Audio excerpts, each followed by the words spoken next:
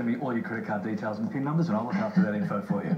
Our next guest, meanwhile, is a pioneer of modern-day music. Gary Numan became the first UK electronic act to score a #1 hit. Yeah, for the last 30 years, he's influenced some of music's most legendary acts, and now he's back on the charts.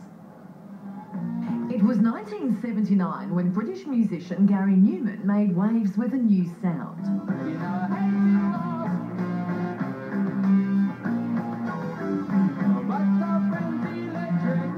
His single, Our Friends Electric, was slow to gain popularity, but when it did, it soared to #1. And just like that, Gary became the godfather of electronic music. He found success again only months later, releasing the new wave synth hit Cars.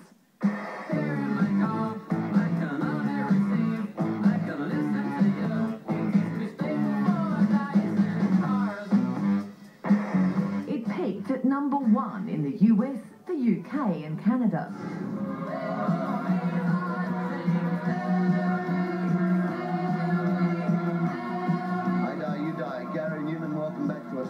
In the 80s, Gary began experimenting with jazz, funk and pop, eventually taking a step back from the spotlight.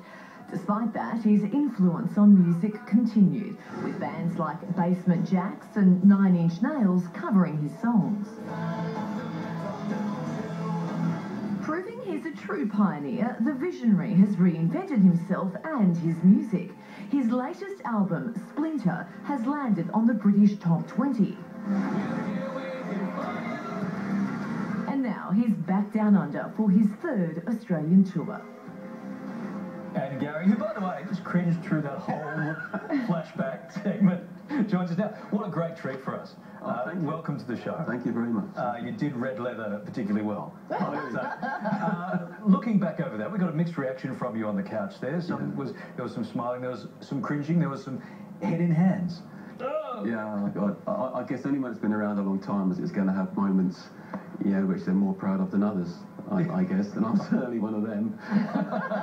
But you look like the pioneer. You're a pioneer of this kind of music. How does that sit with you now that you've had the years to look back and go, hey, that was pretty cool? I know, it's very flattering, and yeah, it's given me a level of credibility that I couldn't have dreamed of years ago. You know, when you see people like, you know, 9 Inch Nails and so on covering your songs, and that's a very cool thing, and it introduces you to their audience, and it just helps across the board. No, it's like, no, to have any kind of success is cool, but to be considered a pioneer or influential in some way is really quite special, and I am very proud of that. Yeah, because cred, it's all about cred. We know about that, Larry, don't we? No, I don't. I don't. You'll never hear the word cred and Larry in the same sentence. We strive for that it's a daily struggle for us, Gary. So David Bowie, Prince, those guys have said that your music influenced them and inspired them. That's special stuff. It is. No, it's really good. And the thing that I'm particularly proud of, I guess, is the wide range of people that say these things. You almost might expect it from electronic people, because that's where I come from.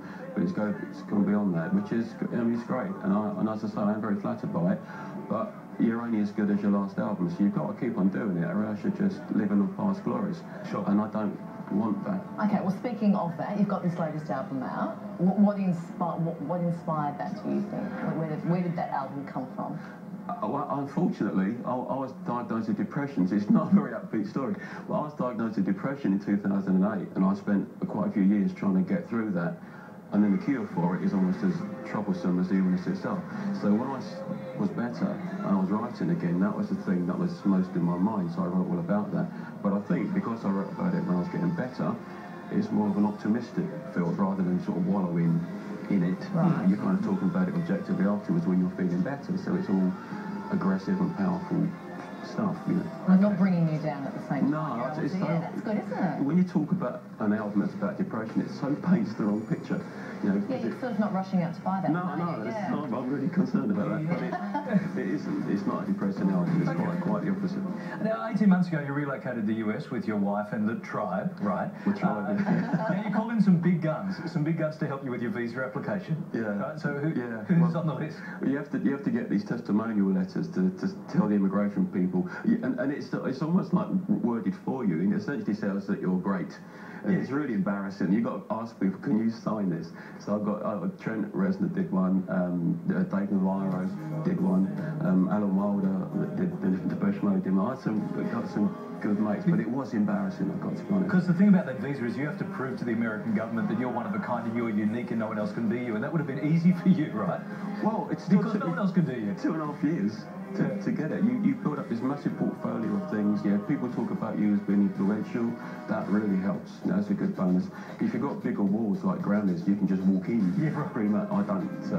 And you had to make sure too when you're asking those musicians to vouch for you that they were of good character too, and not in any trouble with the law. Oh, I guess I hadn't even thought of that, actually. Because I don't know what that music was kind of like. But I could have asked the wrong people. Hey, One Direction guys, put that funny cigarette down and fill this bottle for me. Oh, God. Now, you're back in Australia, of course. Love having you here. You've been touring nationally. What are the fans expecting? Will you be doing cars? We do cars, yeah. Great. Yeah, we obviously focus on Splinter. That's a new album. But we do a lot of older stuff as well. I try to find older songs that have some relevance. So the song that 9 Inch Nails did, I do that one. There's a song that Foo Fighters did, I do that one. Yeah, so it's trying to find things that have some relevance to what's going on now. So I can do old songs without it feeling too nostalgic, but the emphasis is very much on the new album. How does one dance to Cars? Badly. We were having a little discussion in the break when it came on. You can't do that. How on earth did we dance to that? I can't dance for love nor money, so they're going to ask. Anyway, we'll work on that, and Okay. we'll do a little something and show it to you. You may like to. Do you have any podiums at the shows? Or No, I can get one. Yeah. If you want. You got one in the truck. But you look great. We get old rockers in here and they're all busted and you look great. I'm busted on the inside. You're busted on the inside. Good to see you. Oh, thank you, though. You make that affectionate. No, do you know what I mean, don't you? No, you look like you did 20, 30 years ago. Gary's currently on a national tour. For dates and booking details, see the Daily Show info section on our website. Don't forget, at the concert, you must dance. Just ahead, thanks, Gary. Just ahead, a surprise special. Stop it now, stop it. Yeah, I know.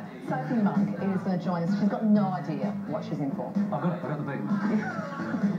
Time for fashion.